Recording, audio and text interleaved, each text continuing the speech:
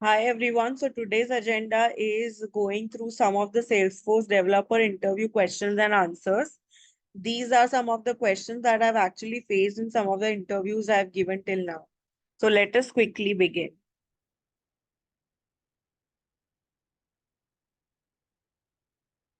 Okay, so the first question is how to write the where clause with aggregate function in Sockville when group by is used. In short, what they are trying to ask is the below query valid? Select count of ID, comma name from opportunity group by name, where count of ID is greater than 1. So is this query valid? So let us quickly check. It's not valid, but I'll show you what happens when we run this query. So I'm selecting this query.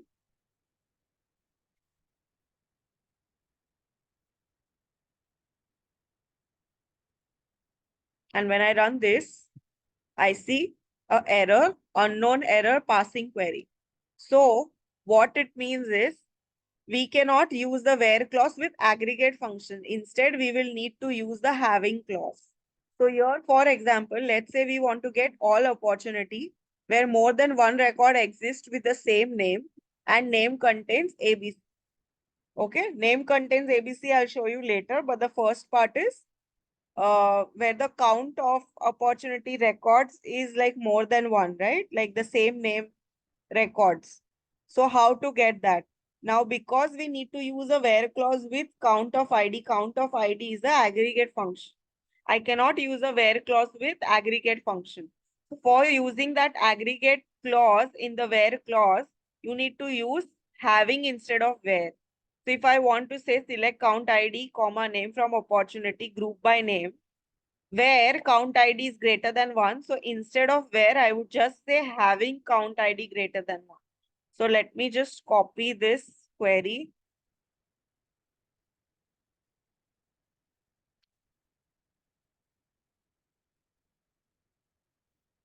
You see, now it is running properly. What was the next condition? Where the name contains ABC. So I would just say and name like ABC. If there are records, it will show. If not, it should at least run the query. Then we could consider that this query is working. So yes, there are no such records, but at least the query worked. You see query results total row 0, right? So there is no issue with the query. So this is how this particular query works. Let's go to the next question. What is the difference between profile and role? Now, profile is used to control the object level access, whereas role is used to control the record level access. Profile is mandatory for a user, whereas a role is not mandatory for a user. Okay. Can we create a new profile without cloning? So let's see. We can't. And why? Let's say I have come on profile and I am creating a new profile. You see, there is always an existing profile that you need to use. So in short, you are cloning from that existing profile and creating a new profile. You cannot just simply create a new profile without cloning the existing one. So whichever profile you select here, you are cloning this new profile from there. So it is not possible to create a profile without cloning. Okay.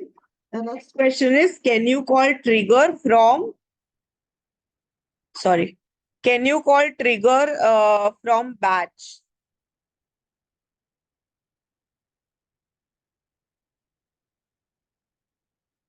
I think I wrote the question wrong. It is like, can you call a batch from trigger? So batch apex can be invoked using an apex trigger.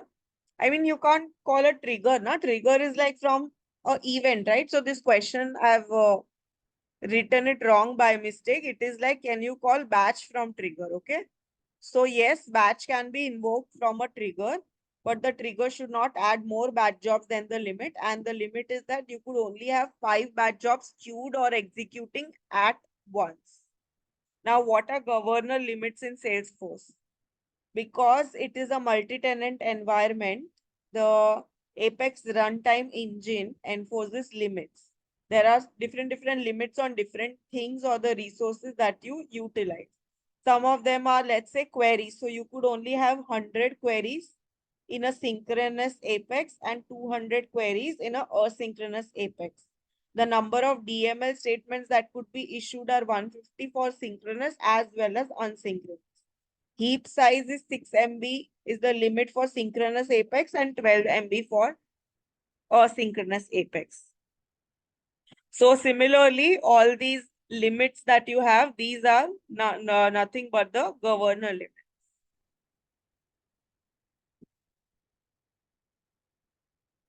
Now, let's say the question is give count of all contacts which have at least one, it should be account, sorry. Give count of all the accounts which have at least one active contact and retrieve it in the set.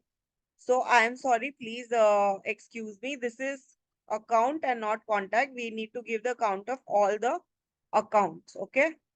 So which have at least one active contact and retrieve in the set. So what I'm going to do is I am going to say set of account set, select ID name from account where ID in and select account ID from contact where active equal to true. Now active is a field that we have created on contact or custom field.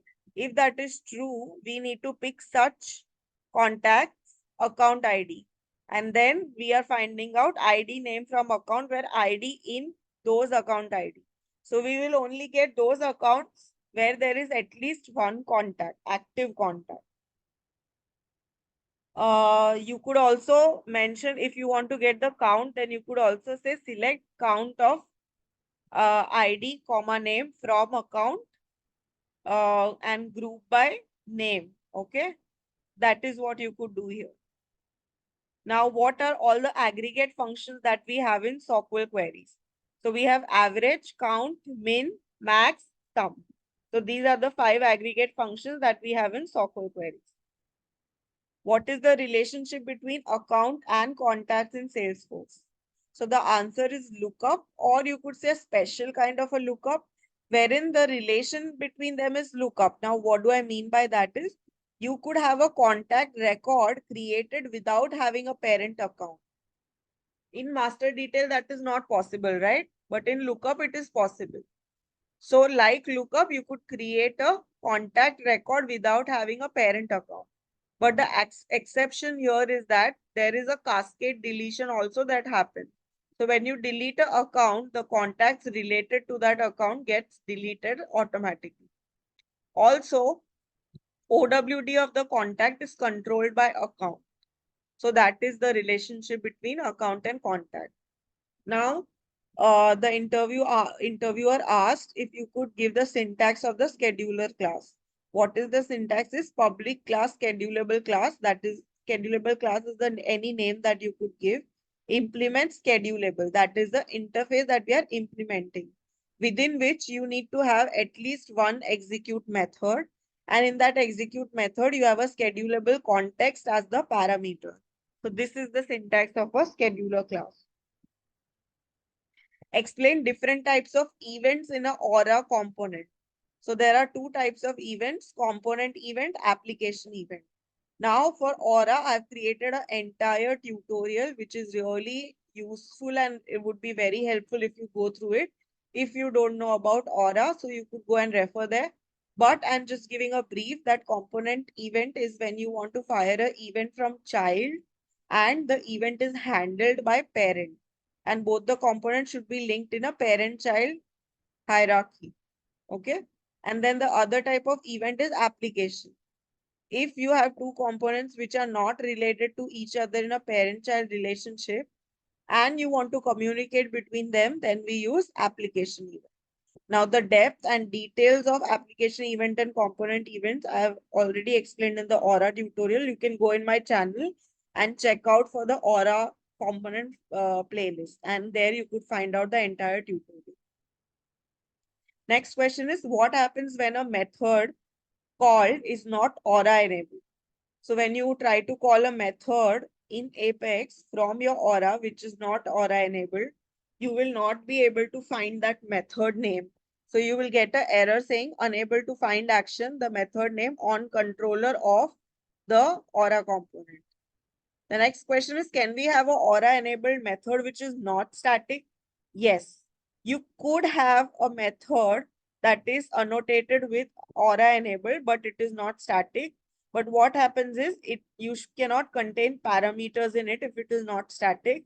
And you must be having a get word in the beginning of the method name. Only then you could use Aura enabled with that method, even when it is not static. But if that method is not static, you cannot call it from the lightning component because that is not supported. Now, what are the considerations or best practices while using triggers? This is the most commonly asked question. So you could say you could use the SFDC trigger framework, the custom trigger framework. Now, in this framework, they also handle having a custom setting.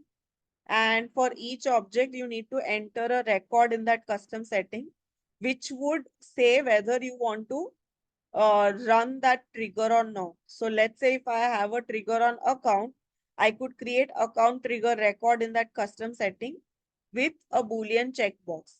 Now, what is the benefit of that is whenever we try to bulk load some data in the account in production, and let's say I don't want the account trigger to get fired, I will go in that custom setting and that account trigger checkbox that I had, I'll make it false.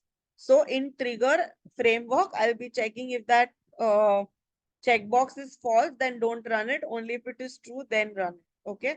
So that is how like trigger framework usually takes care of that also.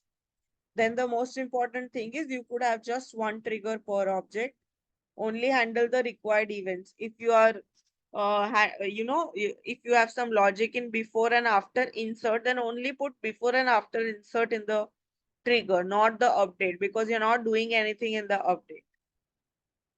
Then the next thing is, if required, handle recursion by using a Boolean flag variable, bulkify the code. No software or DML is to be written inside the for loop. No hard coding ID and all that you have in Apex, same things you will take care in the trigger as well.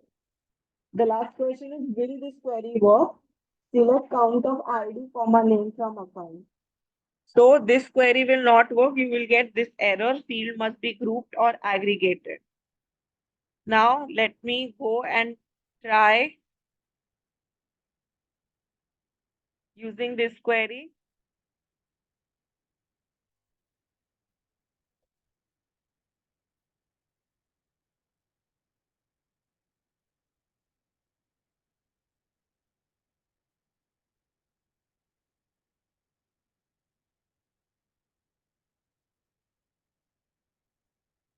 Okay, so field must be grouped or aggregated, right? So when you have an aggregate function along with a normal field, you need to group by that normal field. So I would say group by name and now execute. So now it works. So whenever you use an aggregate function, the other field which is not an aggregate, that needs to be grouped by. So I grouped by name. So that is about this section of interview question and answers. I will bring up some more interesting and commonly asked questions which were actually asked to me. Stay tuned for the next video. And if this video helped, please like, share, and subscribe. Thank you so much.